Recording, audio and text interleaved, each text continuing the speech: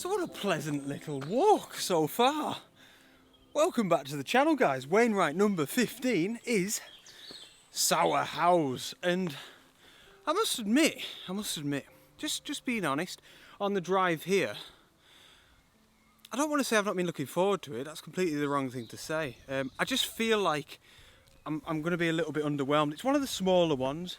We're in between Ambleside and Windermere, near a really small village called Troutbeck, and basically we're just not in the big mountains. And I think I've enjoyed so many of those Wainwrights so far that I've got this wrongful impression that anytime there's going to be a smaller Wainwright, I'm going to be underwhelmed. But I'm going to stay positive, of course. I'm going to stay open-minded. The thing with landscape photography, you know, at the end of the day, that's why I'm doing this. That's my inspiration for this, really. Is that it's everywhere, it's all around us, and that's part of the challenge, and most importantly that's part of the fun. You know, you can make photographs out of anything. If anything, when you're in the big mountains, I genuinely think this sometimes, it's a little bit of a cop-out, because, you know, the mountains are doing most of the work for you. It's incredible, it's awe-inspiring. You know, of course, that's not entirely true. There's still work to be done. You still got to get up the mountains for starters. You know, that's enough effort in itself. But once you're up there, you can't go too far wrong a lot of the time. Whereas when you come to places like this, you've got to think a little bit more. It's a bit more of a challenge. I mean, really, what am I on about, really? This is gorgeous. Absolutely beautiful. So I'm expecting quintessential Lakeland. And yeah, let's just not judge and see what happens. Sour House.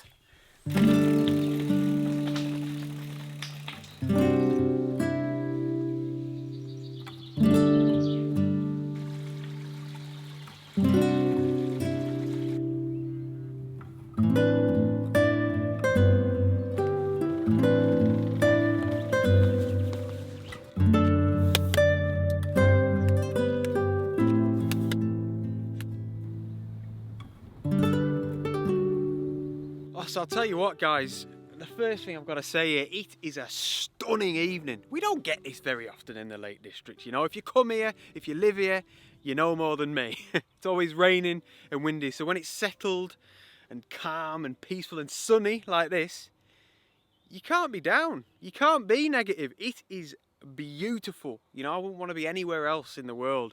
Maybe Scotland, but, you know, we'll get there, Oh, it is absolutely glorious. So, as always, en route to the top. This is Sour House, just up here. I'm not far. I'm just keeping the eyes peeled, you know, and I'm thinking exactly like I said when I was up Seathwaite Fell in the last video. I'm treating my eyes as if they are a 55 to 300 lens. Of course, I can't do that physically, but like I said in that video, boxing off tiny little sections of the landscape, whether it's a splash of light on one of the fields, a dry stone wall, or a distant cottage, or in this case, a nice collection of trees up on a hillside. So it's fairly abstract, I suppose. You're going to know what it is, so it probably isn't. But what I like here is that the trees off in the distance, they mimic Coniston Old Man in terms of its shape or its contour on the top. And I don't know, there's something about that I really like. I'm going to grab a shot there now because it looks quite nice. There's quite a fair amount of clouds sitting on the top of Coniston Old Man, and I'm actually waiting for that to clear a little bit so we can see that contour, that shape of the peak, because like I say, that's kind of what this is about, the mimic of these two separate subjects. There's also a nice light contrast. Simple, the trees are lit up, Coniston Old Man isn't. It gives us depth and it looks fantastic on the back of the camera at least. So I'm focused on the trees, which are in the foreground, let's say, even though we're miles away. ISO 100 f8 and 1/640th of a second. I could probably take this without a tripod, you know, that's a quick shutter speed, but being in at 300mm, I'm really pedantic about my focus, for one, and secondly, it's hard to kind of fine-tune the composition when you're in that far, you know, so that's the only reason I'm using the tripod, if anyone's even wondering that. And that's that. It's not going to be the best shot in the world, but it's something on the way up to Sour House, and just enjoying this beautiful evening.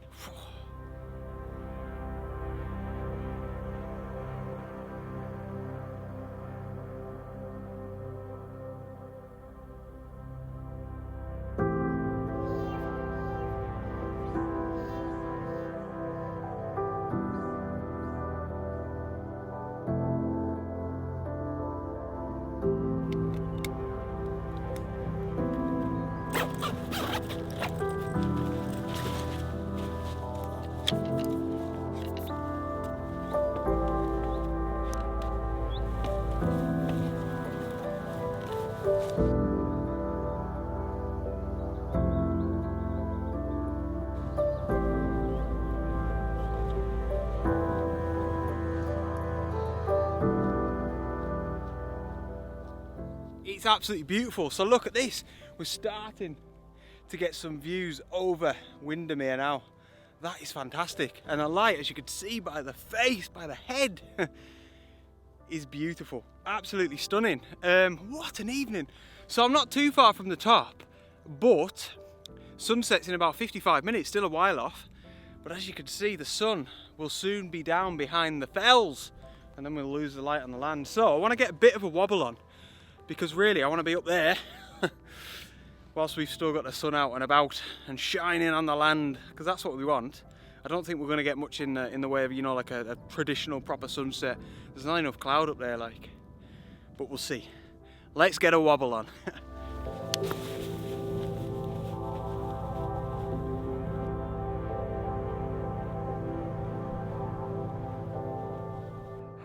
Here we go, Wainwright, number 15. Before we do anything, the jacket is going on. I'm lucky really, because it's been quite warm today, and I chucked this in my bag at the last minute.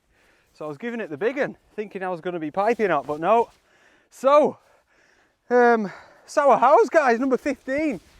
Fantastic. You get to the top, like always when you get to a summit, obviously, there's a side that you haven't seen the whole way up, and it is like desolate. It reminds me so much of the Forest of Bowland, if you watch me during the sort of Christmas period and New Year, where I spent a lot of time. Yeah, just that old nothingness, which I love. Now the light's nice. I don't really know where I'm going to focus. I think, to be honest, I'm going to come away from the summit, go back to where I was probably about 10 minutes ago. We could see down into that valley there, and we could see, we had a bit of a better view of the fells over where the sun is. Plus, as you can see down here, a lot of Windermere is kind of blocked off from this particular location. And then yeah, hopefully I can get a shot from up here on the summit. This is also known as Applethwaite Common, by the way. Yeah, see what we can find. Come on, you. Oh, so call me crazy, but I don't really know what to photograph. I've just been running around the top of this. It's kind of like a moorland at the top. Jenny's like literally running around the place like a child. I don't really know what I'm looking for. I don't know what I'm at. I think I put a little image up on the screen, right? It's from Wainwright's book for this fell, and he's got this little knoll or stone, little boulder with kind of red screes and Kirkstone Pass in the background, which is over there. And I thought, right, I'll find that'll be a nice little bit of foreground. It'll be cool, you know, to tell the story. Not a clue where that thing is. Plus, we all know with perspective, I don't know how big it is. It might be tiny. It might be like 10 inches off the ground, but he was just really close to it when he was sketching it or something. I don't know. Oh, mates. So yeah, it's beauty all the way around me. Look at it, stunning. But I just don't know what to photograph. Right, the sun is just coming down below a little bit of cloud now, and we're going to get it. Well, I think, you know, I shouldn't be so definitive. We're in the Lake District. I think we're going to get the light on the land. So I need to think fast if I want to get a shot whilst we're going to get this nice light. So, fingers crossed, I can find something. Goodness.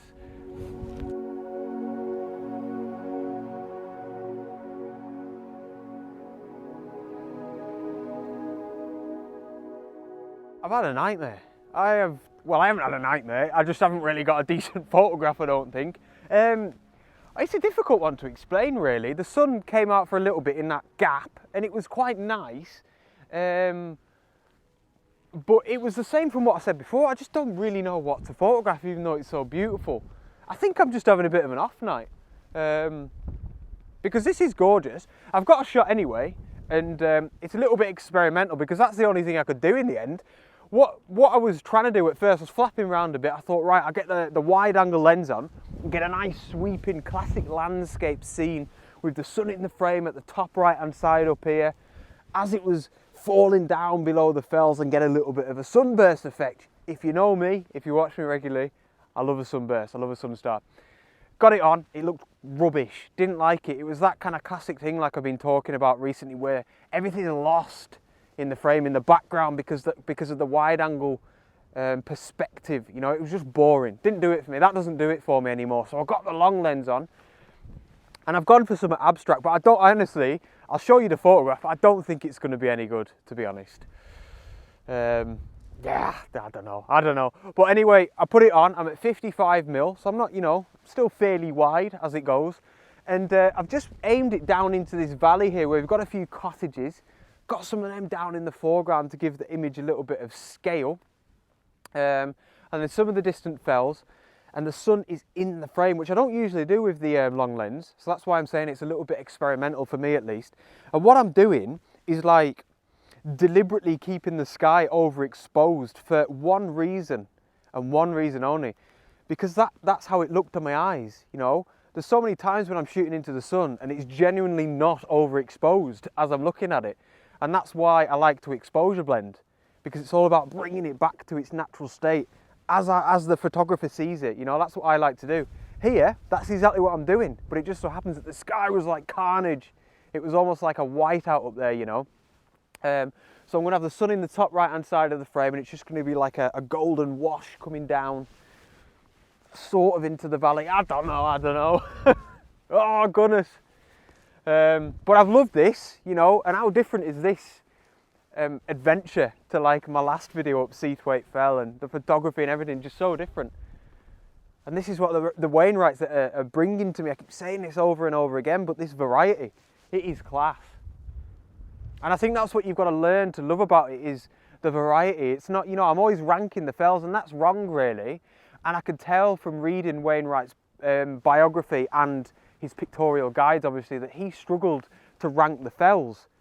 And perhaps he had, you know, similar difficulties. It's like, you're not out here to rank the fells. That's not what it's about. You know, everything's got something in its own right that another one hasn't. Do you know what I mean?